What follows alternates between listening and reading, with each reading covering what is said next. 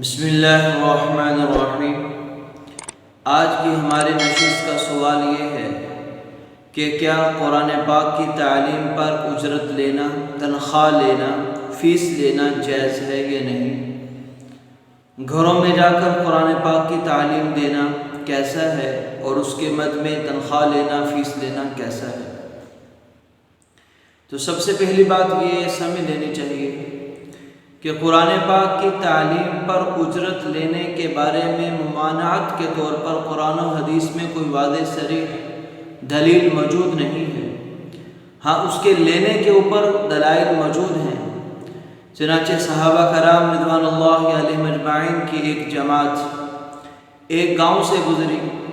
اس گاؤں والوں سے انہوں نے دعوت یعنی ضیافت کا، اپنی مہمان نوازی کا کہا تو گاؤں والوں نے انکار کر دیا۔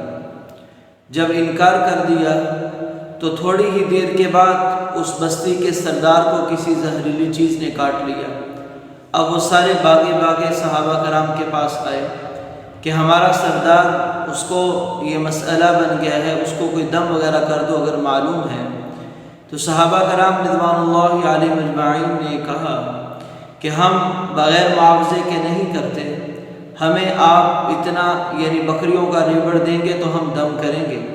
تو بعض صحابہ میں سے ایک دو نے قرآن پاک کی کچھ آیات پڑھ کر دم کیا، وہ درست ہو گیا۔ وہ بکریوں کا ریوڑ لے کر آپ صلی اللہ علیہ وسلم کے پاس آئے تو آپ صلی اللہ علیہ وسلم نے اس پر نکیر نہیں فرمائی۔ اور بخاری شریف کے اندر ہی ایک الفاظ یہ بھی ملتے ہیں کہ آپ صلی اللہ علیہ وسلم نے ان کی دلجوئی کے لیے فرمایا کہ اس کے اندر میرا حصہ تم نے کہاں رکھا، میرا حصہ بھی نکالو۔ یعنی اگر قرآن کی تعلیم پر اجرت لینا ناجائز ہوتا تو آپ صلی اللہ علیہ وسلم ضرور منع فرماتے۔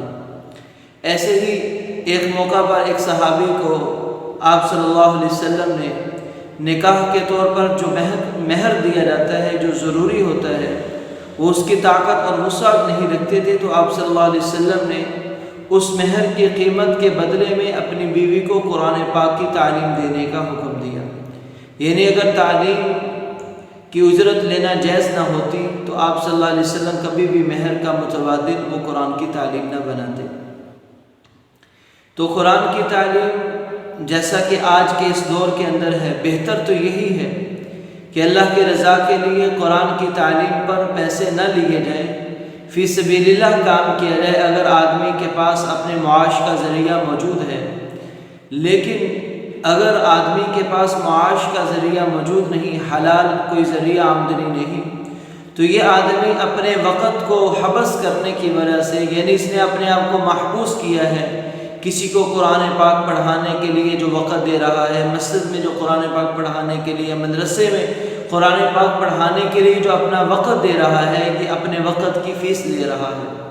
قرآن پاک کا بدلہ تو کوئی دے نہیں سکتا، تو اپنے وقت کی یہ فیس لے رہا ہے جو اس نے وقت کمانے میں، دنیا کے کام دنوں میں لگانا تھا، قرآن کی تعلیم پر لگا رہا ہے۔ اور اس لیے بھی ضروری ہے کہ کچھ لوگ ایسے ہونے چاہیے۔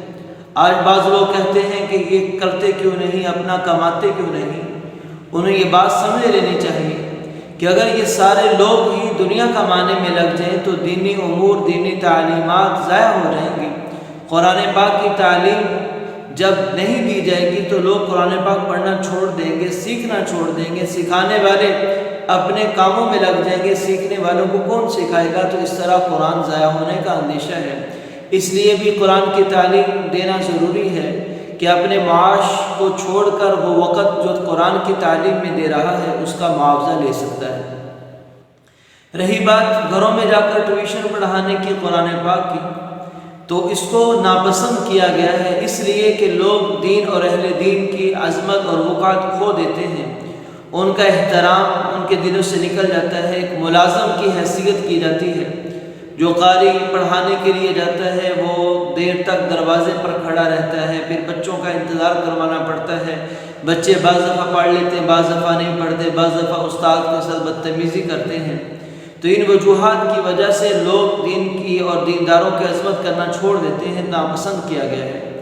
لیکن اگر کہیں پر مجبوری ہے، پڑھانا پڑ رہا ہے اور اس کے بغیر گزارا نہیں، تو وہاں پر ان تمام امور کا خیال کرنا ضروری ہے کہ دین کے اندر پڑھاتے وقت کوئی ایسی نامناسب بات یا حرکت نہ کی جائے جس سے دین اور اہل دین کی بدنامی ہو، اور جب اپنا کام کر لیں بچوں کو اتنا زیادہ فری ہینڈ نہ دے دیا جائے کہ بچے بدتمیزی پر آ جائیں، استاد کا احترام ہی بھول جائیں، اور ایسے ہی بچے بالکل ایسے غفلت کی زندگی گزار رہے ہوں کہ استاد کے سامنے نافرمانی ہو رہی ہو اور استاد بچوں کو کچھ کہہ نہ سکے۔